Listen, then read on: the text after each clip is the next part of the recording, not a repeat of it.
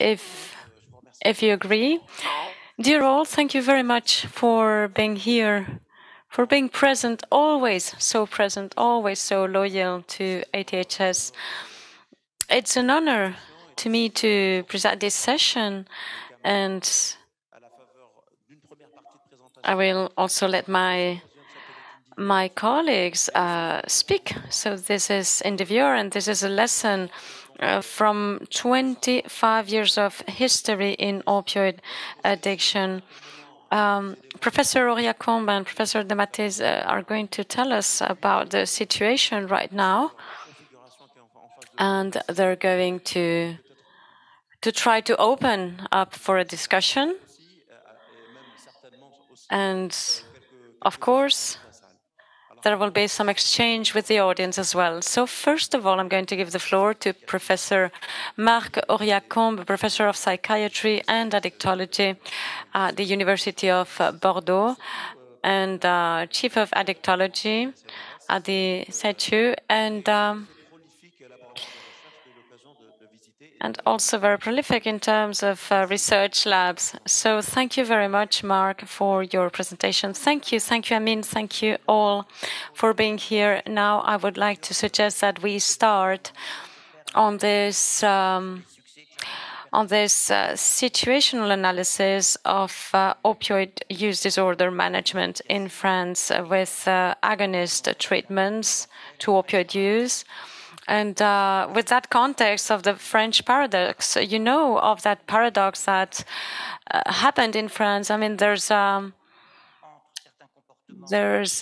phase-off between certain behaviors of consumption of fat and alcohol, and then some indicators of health, and also these treatments to opiates actually that lead to that same paradox. So, well, for my presentation, I have been supported by documents that are accessible for everybody, documents from addictology, and I would like to thank Professor Renaud for these documents, documents from the SAPS and documents coming from literature as well. So the idea about opioid use disorder treated with agonist medication is, well, this idea that GPs were facing. I'm going to talk about what's at stake regarding this. So what was the situation at the end of the 80s, beginning of the 90s? You know, we tend to forget about this nowadays, given the situation has changed. But France was in quite a particular situation with a high prevalence of HIV and HVC. And actually, the prevalence in France was even higher than in other European countries. And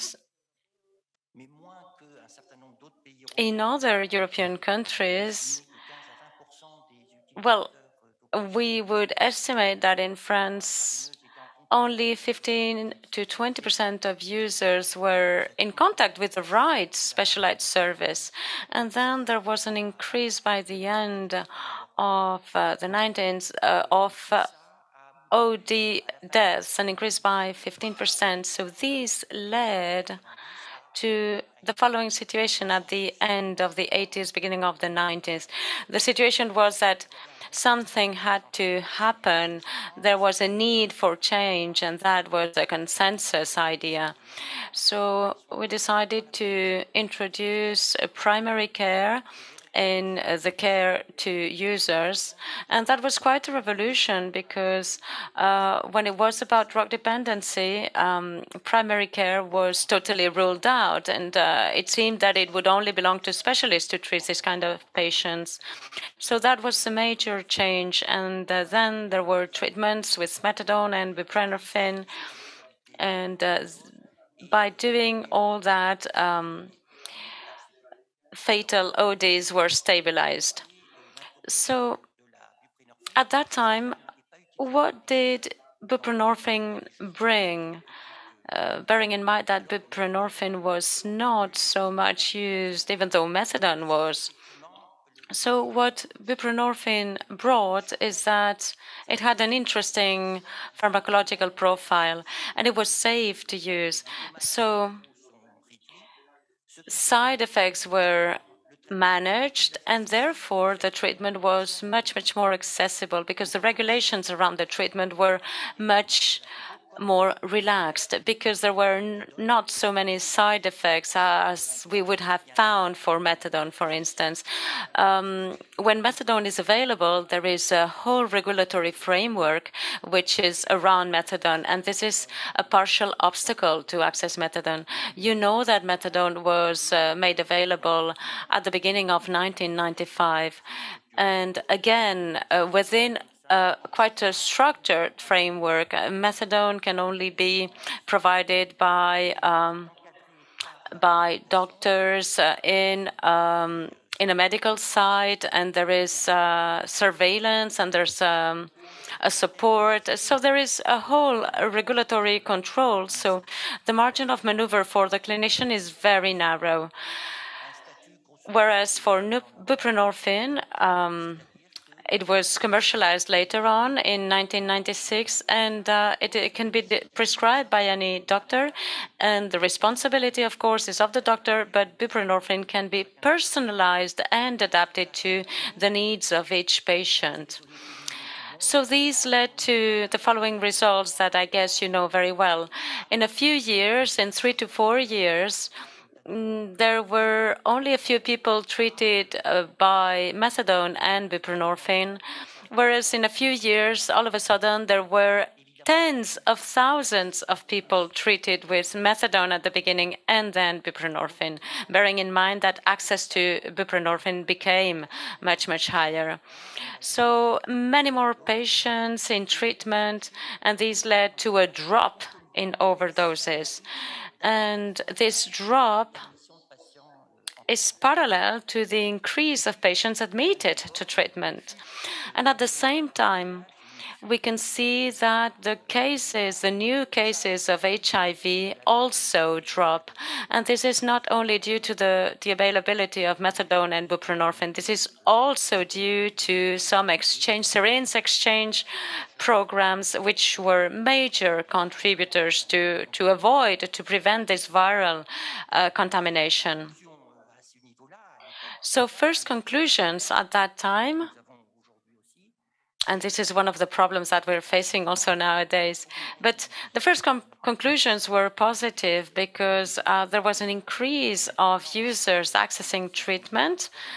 So the number of people accessing those was doubled. And today, we know that many European countries have a very good figures, and today we can estimate that 80 to 85% of the target population are under treatment. And on top of this, there's some other quite simple actions and non-costly actions, because you can use the device, you can use primary care, and you can provide buprenorphine as a first-line treatment. It can be accessible for everybody. It's GPs who can prescribe buprenorphine, and then methadone is reserved to more specific staff with more specific sites in order to monitor methadone provision. So we know that these treatments are efficient, but we have to maintain those treatments. And then we have to take care of problematic patients because, of course, not everybody is allowed that entry treatment. And when people have to move to another kind of treatment with a more reinforced framework or a different molecule, this is where the challenge is. And this depends very much in the interaction of primary care versus more specific care. And then there's also a negative increasing perception of the phenomenon of success. I mean, the situation in France has changed so much because at the beginning you would have a drug user who would live in the street and he would die in the street. However, now the drug user is taken care of and therefore he or she is made visible. So, of course, we do have positive results, and many countries try to reproduce the French success in their country.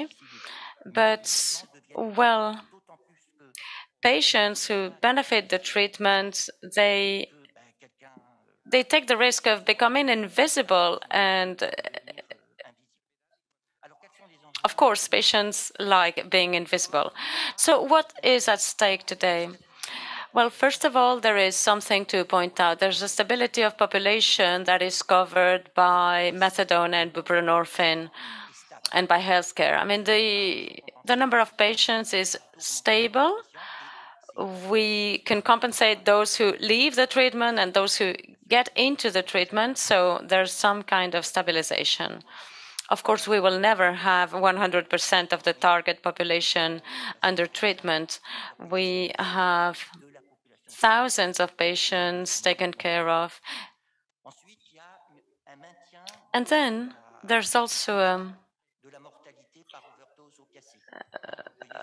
mortality control is being kept, is being stable as well. However, we have to remain vigilant because there are new indicators, and Professor DEMATTEIS is going to tell us about new challenges regarding this mortality control. And of course, there's something else. There are certain things which were foreseeable. We have to bear in mind that collateral mortality related to methadone is more important than that mortality associated to buprenorphine. With methadone, if the doctor does not pay enough attention, or if the nurse is not thorough enough, between 10 or 100 milligrams, or if the patient gets the dose wrong, well, there is a collateral risk. And all induced deaths are mostly related to the use of other substances than methadone, but we have to remain very vigilant about methadone. And then the point is not only to start the treatment, but to stick to it. So I would like to think that this result is quite positive. It seems that 40%, a little bit less than 50% of those treatment starters remain in treatment after a year. Now, if we compare this to other chronic diseases, it is not a bad result. And then something else is the daily doses. As we know, for many other therapies, there is a relationship between the doses that's prescribed and the efficacy, and the need to adjust on an individual basis. Now, if we have a look at the amount of people who are treated, we can say that for buprenorphine, it's 8 milligrams, for methadone, it's 50 milligrams per day. So buprenorphine, the maximum would be between 16 and 20, and for methadone, about 200. So we can bear in mind that certain people have been treated for 15 years. So, of course, all this requires individual adjustments. So it's not easy to interpret these figures. But I would like to bear in mind, and Dr. Mariamani reminded us, so there's an effect between the dose and the response, and we have to bear in mind analgesia, abstinence, craving. So we have to bear in mind all these factors to adjust the doses. And the last point, and this is quite a challenge, is the medical demography. Since past times, there's a minority of doctors who have treated a majority of patients, but this has happened all the time in medicine. Now, the problem in our current context is that the number of GPs that get involved in this seems to decrease.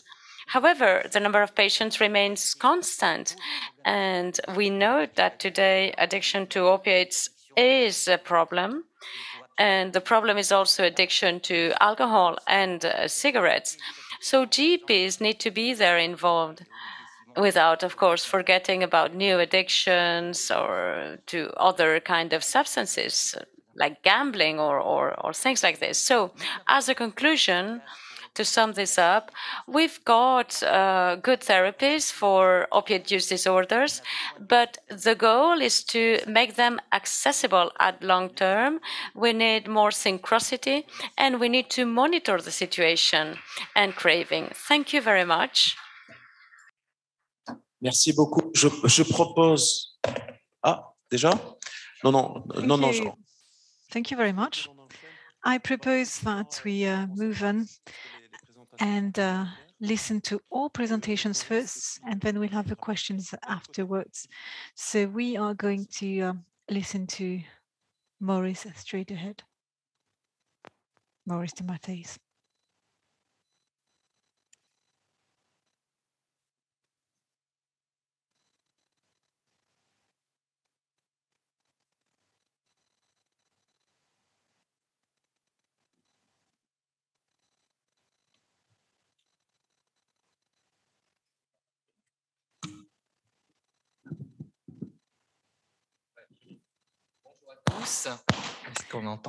Hello, everybody. Can you hear me loud and clear? Yes, this is the case.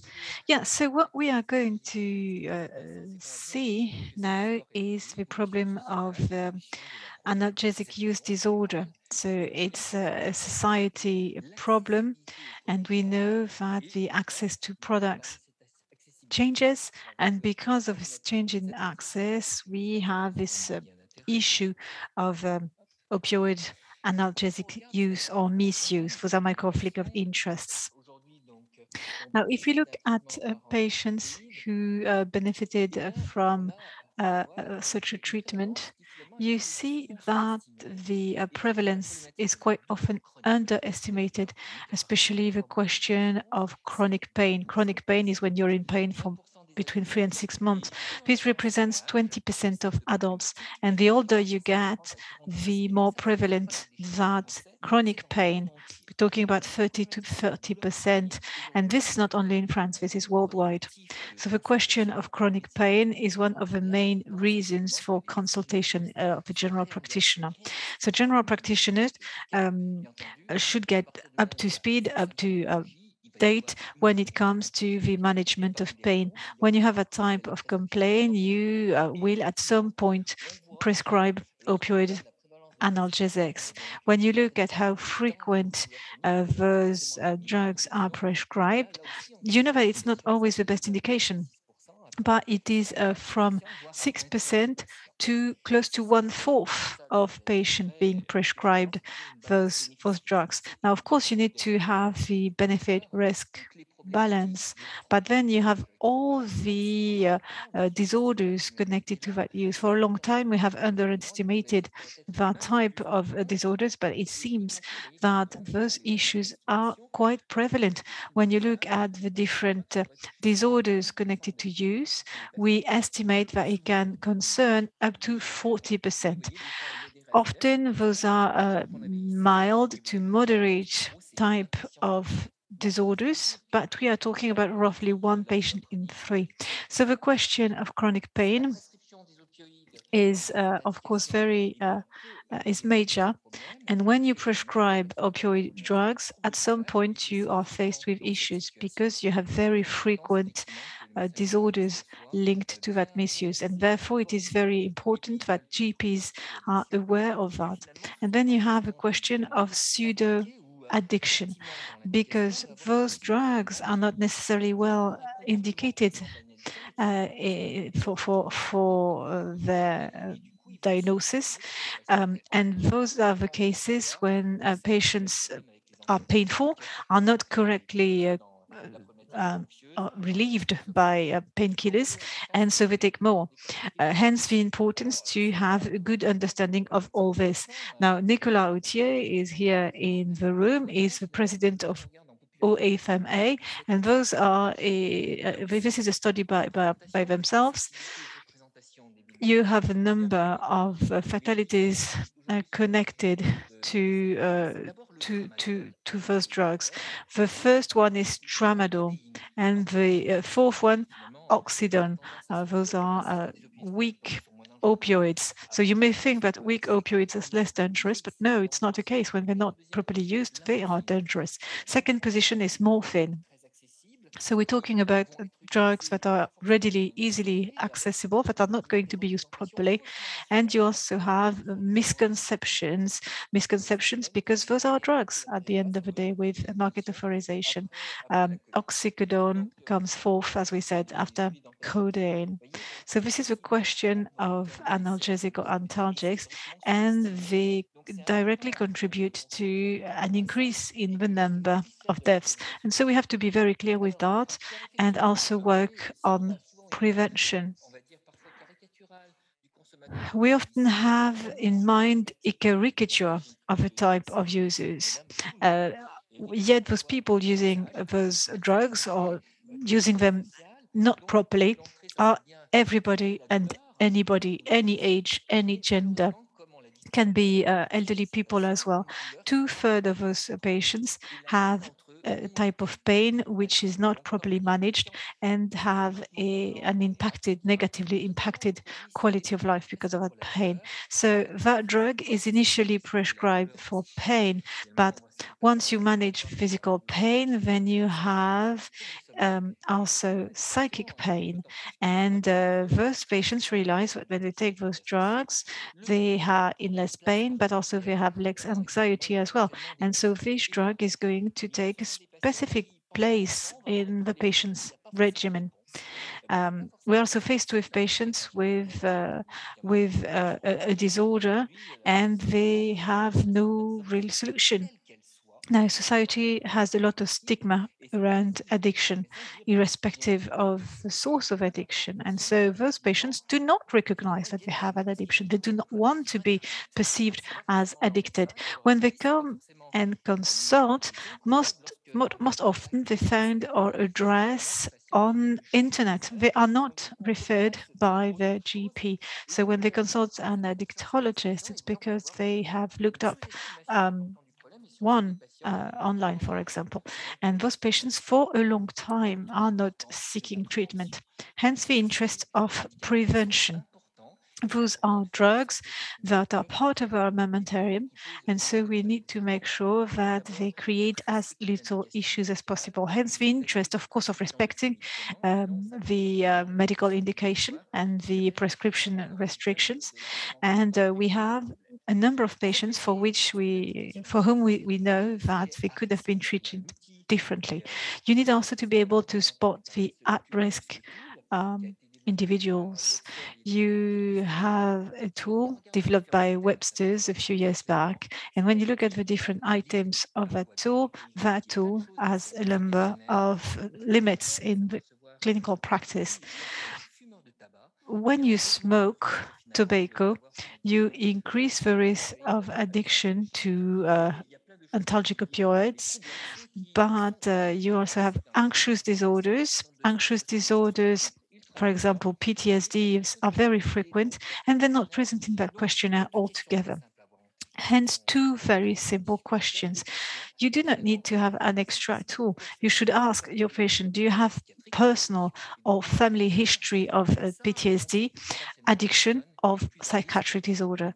If the answer is yes, you know that you have a higher risk of developing a disorder linked to the use or misuse of those drugs. So when you respect prescription, when you ask those type of questions, then you have to create a treatment framework. You need to be clear as to the duration of treatment. There's no use in placing the patient under treatment for months on end if the pain is not relieved. You should also define the minimally efficient dose, duration of treatment, and also the cause for pain, because pain is only a symptom, and you need to make sure that you also exclude any other reasons for pain. You also need a close-knit monitoring. We'll see the recommendation of the French Society for the Management of Pain, the SFETD. Above 150 milligrams per day, you reach a sort of threshold. It seems when you read literature that this threshold could be 120 milligrams. So this is the safe dose. And again, if after 3 months you still do not have any level of efficiency, you need to reassess treatment in order to make sure that the treatment that you prescribe is useful. Now, of course, if you're faced with an at-risk patient, you also need to pinpoint or select the situation that may also be a risk. We have different tools to spot those patients. The opioid misuse index is one of them. And you have a series of questions that you can answer to try and spot those individuals that may be at risk. So this question is, for example, sometimes you take more tablets than prescribed. Do you take your treatment more often than prescribed? Do you feel better when you take your painkiller, etc.? So those are different questions that, if answered yes, they are a sign of risk of misuse. Now, once you've spotted that risk, then you need to manage and alleviate or mitigate that risk. Now, again, whether those opioid drugs are prescribed for pain or not, the objectives are always the same. You need to help your patient restore their function. We're talking about functional objectives here. To help people be functional, autonomous, with a good quality of life. So what you need is an integrated approach, all the more so as patients have individual vulnerability. Now, we have a decision-making algorithm, irrespective of the opioid, whether it's a weak opioid or a strong opioid. When you have a misuse disorders, you should be able to use the same strategy. Now, of course, whether you have pain or you don't have pain is going to change the decision-making tree. Now, if you have no pain, so if a patient is not in pain, you help this patient to reduce their consumption, but you should do the weaning progressively, because if you stop altogether, you know that the patient could be in a difficult place, all the more so as they often have underlying psychological disorders. They may become anxious. They may also transfer to another addiction. So when you stop the drug, they may switch to something else. They may switch to alcohol use. 25% of people in pain, when not taking painkillers, will take alcohol to reduce their pain. And the other risk is relapse. We have patients who start with a high level of opioid drug, so we help them reduce that. But if you do that too quickly, those patients lose tolerance. And of course, if they stop for a while, but then they resume at high dose, you have a risk of overdoses. Hence the interest of also prescribing naloxone to those patients in a weaning phase. So again, based on the clinical situation, you are going to decide what you do. If not, you can also start a treatment by opioid agonists. Those are drugs that can help patients. Now, when we propose this type of strategy, patients tend to say, well, I have an issue with one drug, so why do you want to replace one drug with another? You're just going to replace the problem. You're going to create another problem. Now, whether the opioid is legit or not, it's going to deregulate a number of pathways. When we have an addiction to a drug which is quick acting but strong, it's creating the same sort of imbalance that we see in addiction with euphoria. And again, those patients are going to keep taking those tablets in order to maintain that sort of euphoria. We know that when you have the opiate substitution drug, you're going to avoid those high and lows. And this really decreases the level of anxiety and depression. In our word, we assess anxiety and depression on a systematically.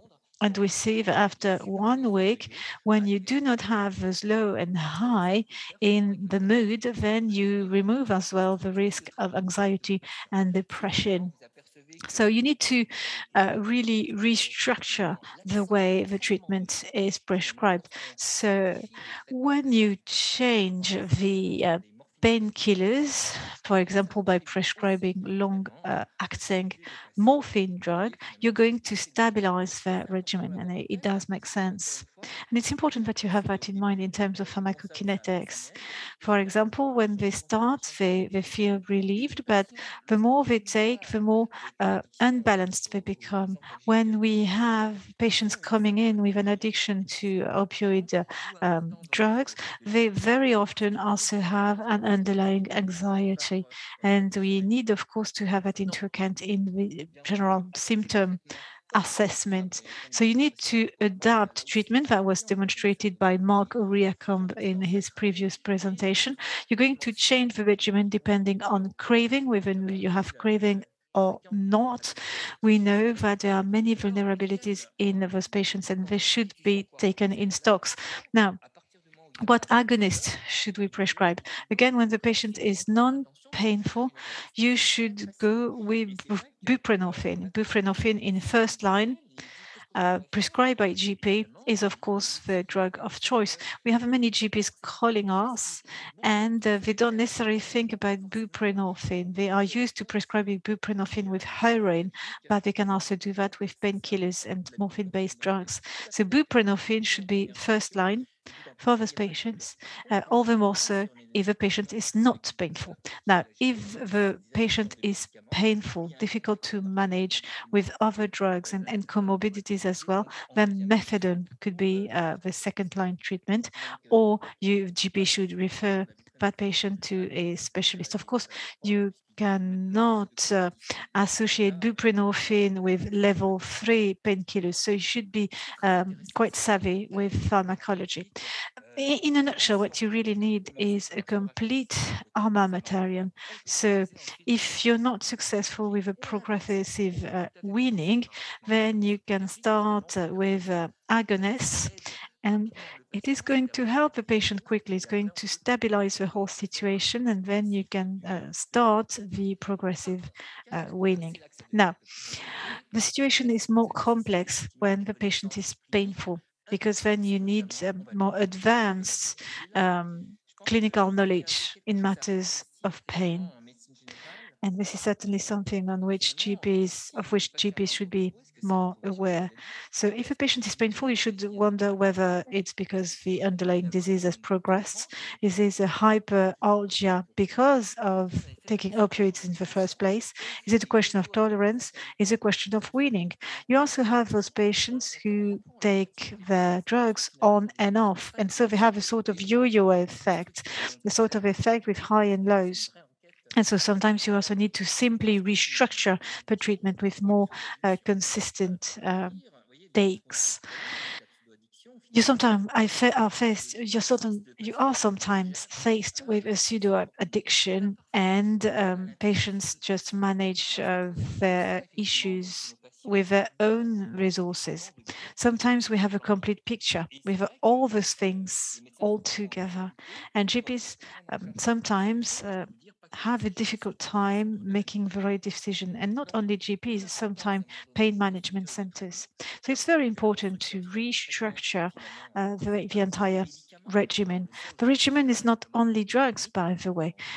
We talk about a treatment that is comprehensive. You have pharmacology, but I mean, you have drugs, but you also have the non-drug approaches. So you should work in close collaboration with all the other caregivers and healthcare professionals. So try to propose the best adapted type of drug, adapted to a type of pain. And in some cases, it helps solve the problem. If not, you can also use agonists, buprenorphine, methadone, depending on the symptoms, depending on the other drugs that are prescribed. And then you should also try to treat the cause of pain and the associated comorbidities. Those are best practices that were published by the SFETD, so French Society for Pain Management. And so they do not prescribe antagonists in first line. They start with tricyclic antidepressant, antiepileptics. Antiepileptics comes second. So you have gabapentin. And then in case of back pain, lower back pain, analgesics, level 1, level 2, non-steroidal anti-inflammatory drugs. And now, point of caution here. If you prescribe this treatment for more than 3 months and there's no effect on pain, that's not the right treatment. And above a threshold of 150 milligram per day, this is also not the right drug, and you should challenge that treatment.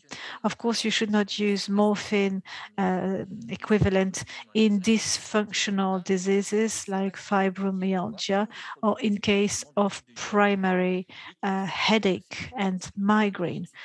In those cases, you should not use those drugs in the first place. As I told you 1 minute ago, pain management with or without addiction should be the same and should be comprehensive. There are joint approaches, so you have all approaches that should be in play, pharmacologic and non-pharmacologic. So we're talking here about relaxation, working on sleep. Sleep disorders are highly prevalent in those patients, and so you need to work on those. And so cognitive restructuring, behavioral modification, of course, is important. Sleep management, as I said, potentially mindfulness, meditation. So when we have those patients coming in, they feel a loss, and we explain what they can do on top of taking drugs. But we know that when patients are painful, of course, they have so many things that they need to deal with that they have a hard time to cope. And so we need to help them better cope with the situation. Now, you need to have a multidisciplinary approach. We should be well coordinated. And again, it really depends on the type of pain. It really depends on the potential underlying comorbidities. And of course, the more complex, the more cross-cutting approach we need. And we need to call in a number of specialists. It is very important to have an entire support system. The pharmacists play a significant role, and so do the nurses and the social workers potentially, because this is what we call personalized medicine. We really need to create a network based on your needs. Not all patients are the same. We're not going to have the same needs. And so based on what has been identified, you're going to resort to different skill sets and different types of knowledge from specialists. And that way, you're going to take into account all the underlying issues. Now, the objectives are the same that we have in addictology.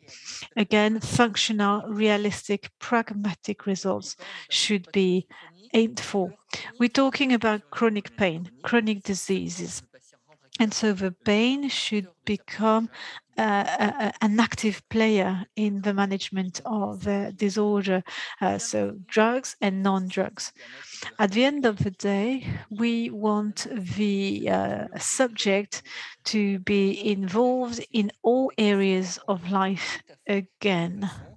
And you see that when it comes to treatment duration, for example, this is exactly the same sort of graph, the same sort of rationale that we have in all sorts of addictions. So we want to stabilize the patient in different areas of life in order for him to or her to become involved again. So no acute or too quick weaning. This should be progressively done, and trying to reduce all consumptions, opioids, but also overconsumptions, because we see that the different patients, they often have many addictions depending on the strategy with which they cope.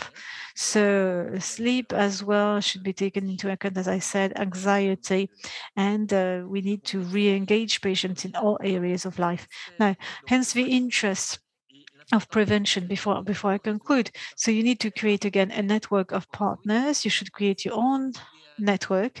I know the situation is very varied depending on the region where you live, but you should find a way to create such networks in the interest of your patients. Thank you very much, Maurice. You can be back here. Thank you. Thank you very much, Maurice. We will now give the floor to the audience. Patrick.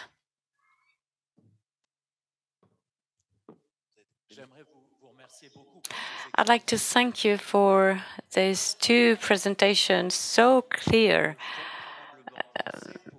They make us think why the situation in France is not so bad as in the States.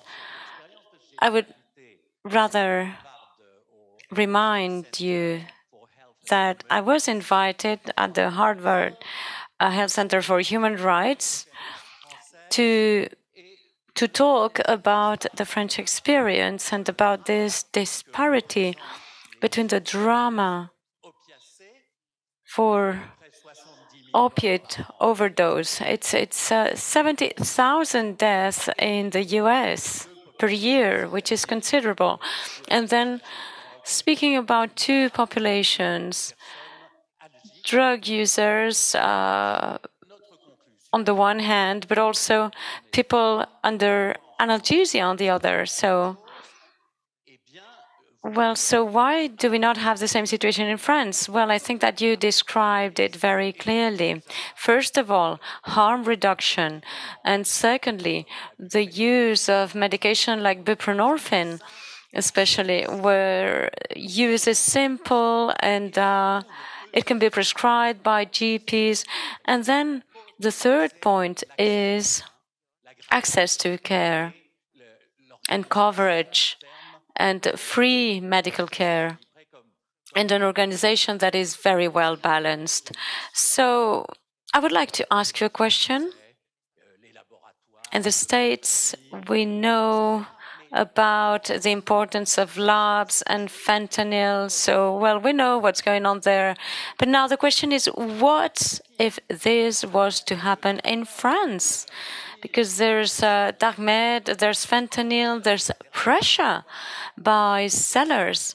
So, this is what I would like to ask about. Actually, Patrick, I think that you just opened the debate with your question, because as the program says, we're talking about the drug in focus, direct drug-related deaths. So, Maurice, I guess you may want to take the floor. Thank you very much for the question. You're right, the context is different. The regulations are different in the States and in France. Access to care is obviously different. So, of course, French context is a particular situation that you don't find in the States. Obviously, if in the States there was the same access to health as there is in France, problems would be much, much simpler over there. So I guess that today we're benefiting from quite a particular situation in France due to the strategy to the access of care, to health coverage and regulations as well regarding products. Marc, I can only just agree with what Maurice was saying. I think that the challenge in the States is not a problem related to lack of solutions. I think that the problem there is that risk population must access care. I think this is the main challenge for me. And if this epidemic is to get to France, and maybe it's already here, the difference is that maybe part of the vulnerable population is already in touch with the health services, person with a psychiatric mania or with addictions is taken care of here, where this is not the case in the States. So there is a better access to care here. So people will access, and this means that they have less risk of having a fatal overdose, for instance. Do we know what the involved molecules are here in France? Well, yeah, it's a molecule used as painkillers, and for the main population, it's tramadol, codeine, oxycodone. And regarding the drama survey for painkillers, first of all, we're talking about morphine, and we know that many patients are in danger, and we're going to find tramadol in second position, and then codeine. So today, and fentanyl comes, but afterwards, really far away afterwards. So the problems are not yet fentanyl for us. What about MSOs? Are they involved? Yes, because Marc showed it. There was this drama in 2019. This big difference between methadone and buprenorphine. But we must bear in mind that if there's any harm induced by treatment, the harm is less harmful than absence of treatment. In order to have an efficient treatment, it must be accessible, and we must bear in mind that any side effects, any collateral damage must be less than the absence of treatment. So, first of all, well, it's better to have a treatment with buprenorphine than no treatment at all, because in the end, the real challenge is to preserve our system and to ensure that healthcare professionals and doctors can treat people that are truly perceived as people who are victims of a disease, so that these people deserve to be detected and supported. Laurent? Yes, Marc and Maurice, thank you very much for your presentations. Maybe you will not like my question, but I will ask it anyway. Marc, you were talking about invisible patients, those patients who are invisible to the system, and I guess it's because they're doing right. So my first question is, are you sure they're doing right? And the second issue is that doctors taking care of these invisible patients are invisible themselves. The fact is that there are no GPs in congresses, and they're not invited, even though they're part of the story. And they're very important when it comes to treating addiction. So I think that today, if in order to be part of the addictology team of doctors, you have to be a fighter, well, then it means that we're not placing the right items and the right issues at stake. And I think that GPs should be actors in this play.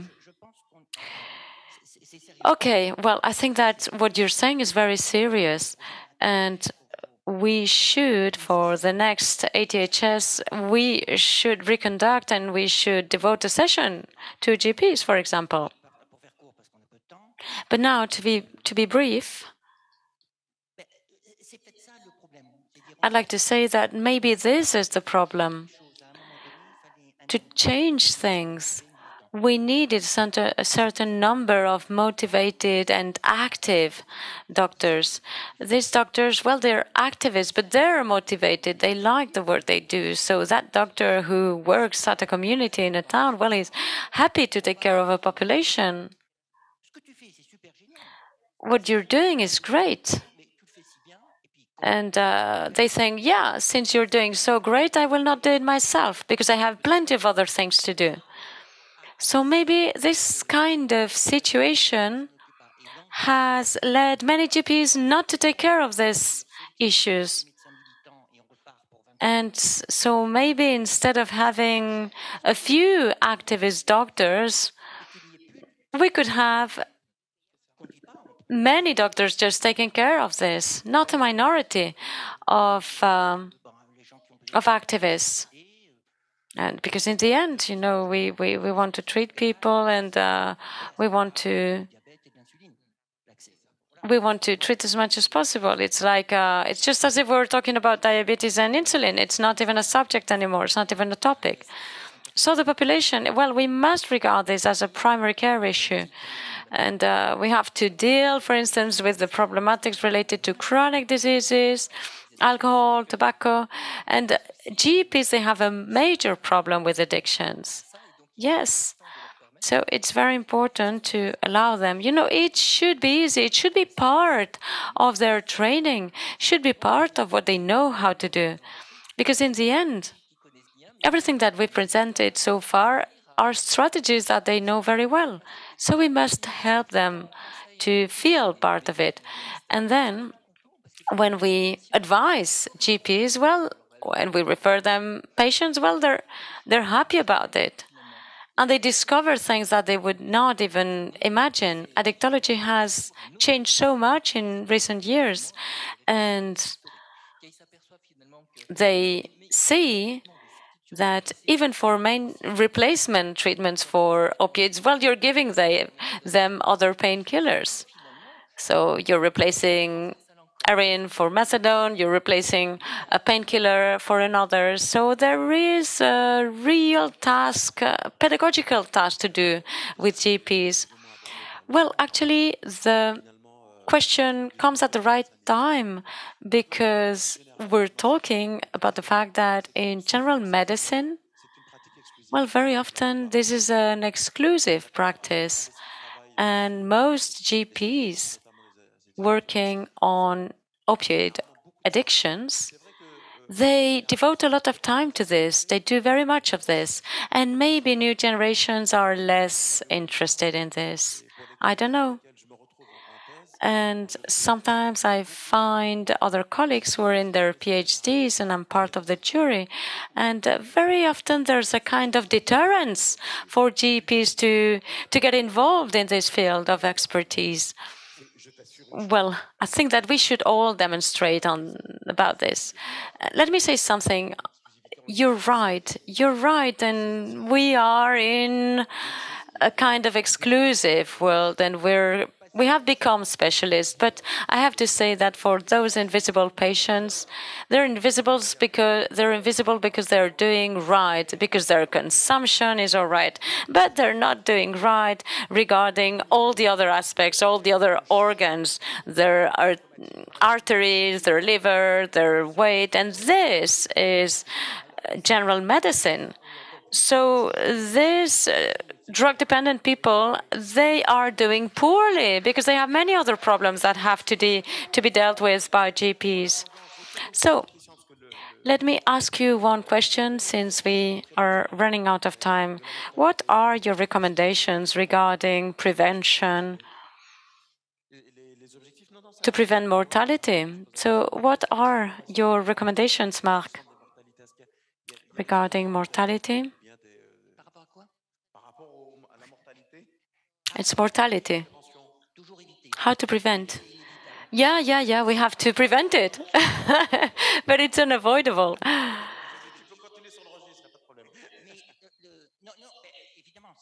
Yeah, well, of course, it is a challenge. But the thing is that the risk of mortality is the best access to care. You know, every time a doctor detects problematic consumption of opioids, well, then the patient is taken care of, just to prevent mortality. So yeah, there's a therapeutical aspect, but there's the preventive aspect as well. We have to disseminate information. We have to tell patients that we have therapeutic tools, which shouldn't be a problem. And we have many false beliefs as well. So today, yes, we must insist in prevention. And opioids are not like benzodiazepine. The risk of the doses or the risk of overdoses is comparatively weaker. And in 90% the deaths are because of opioids. So prevention is crucial. Daniel, micro. No microphone. Well, if there's no microphone, there cannot be any translation. Daniel Bader. So this is. If this was really about 25 years of addiction, it would have been nice to know how treatment has evolved in 25 years. When we talk about the problems in America, addiction treatment is very punitive, hostile, and not nice, which is why many people don't access the methadone treatment. It would be nice to know how methadone treatment has evolved in France. We talk about the quality of care. What do physicians do despite just distributing methadone and medication? Where is the cognitive behavioral counseling and support? So if we want to deal with the other comorbidities around addiction, particularly among people who are receiving methadone treatment, what is the physician doing to address those problems? I don't hear anything about that. So if we have methadone treatment programs, how comprehensive are they to address these other issues despite being dispensatories? Alors, merci pour votre question. En fait, vous avez vu qu'il y a toute une partie du diaporama. Thank you very much for your question. Well, you must have seen that there are many slides showing the other pharmacological approaches. And depending on the addiction, we're going to apply one or the other, and we're going to let the patient re-engage in different aspects of life. And it involves many different techniques like counseling, psychotherapy, and it's all individualized. And we must propose this, of course, depending also on what the patient is asking us to do. Today, replacement treatment is only the beginning of a very long story. It's important to stabilize the patient, and then, on top of pharmacology, of course, we have to take care of the patient. So it's about the project of life and quality of life. These are the outcomes that will allow us to define the therapeutic strategy. And then the access to medication so that these can allow the patient to do something else. Thank you. Maurice? So just one question. Yeah, I cannot see you. Thank you, Julien. In your presentation, you were using the concept of pseudo-addiction, and I think that this is a way to reduce the responsibility. Why are you referring to this? It's a picture of one of the doctors, Webster. He was the pioneer. He was the founder of the opioid risk tool. And pseudo-addiction, well, it's not pseudo, it's quite real. It's mainly patients who are going to have a behavior, an addictive behavior, and this, but he's going to manage this, and this is what we find very often in our clinics. And the patient will try to manage his situation depending on what he knows, and he's going to try to self-medicate. One last question.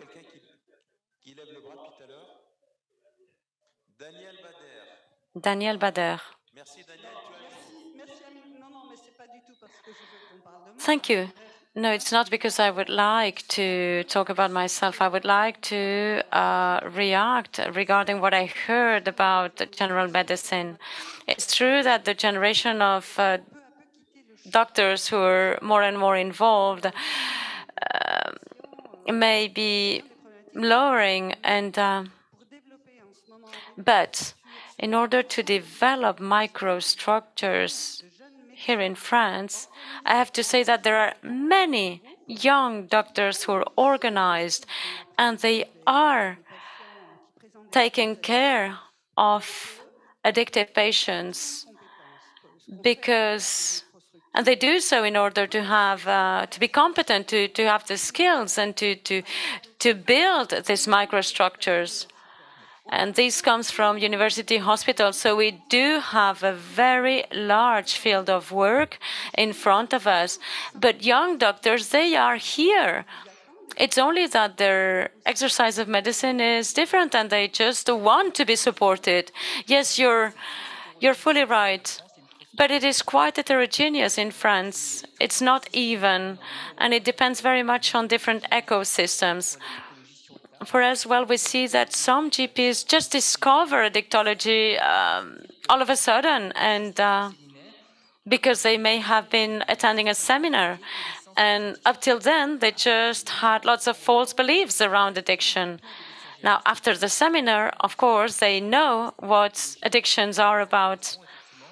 And it's true that when they discover, they see that this field of work corresponds to their values. And that's why we need to collaborate with them and to work with them to show them what's behind addictology. Thank you very much, Daniel. I have to close the session now. I see that people want to go to lunch. Thank you very much, Professor AURIACOMBE and DEMATTEIS, for your expertise. And we will meet again at 2:15 p.m.